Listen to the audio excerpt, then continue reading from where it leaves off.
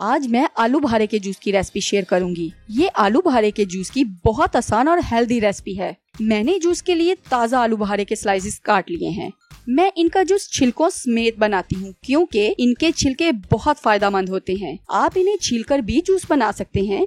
मैं ये जूस उबाल कर नहीं बना रही क्योंकि उबालने से विटामिन ज़ाया हो जाते हैं। पानी लिया है 1 गिलास, लेकिन मैं इसमें सारा पानी ऐड नहीं करूंगी बल्कि थोड़ा पानी डालूंगी। आप चाहें तो इसमें ज्यादा पानी भी ऐड कर सकते हैं। मैं पिंक साल्ट इस्तेमाल कर रही हूँ। जूसेस में इनका जायका बहुत अच्छा आता है। पिंक साल्ट की जगह आप काला नमक भी ऐड कर सकते हैं।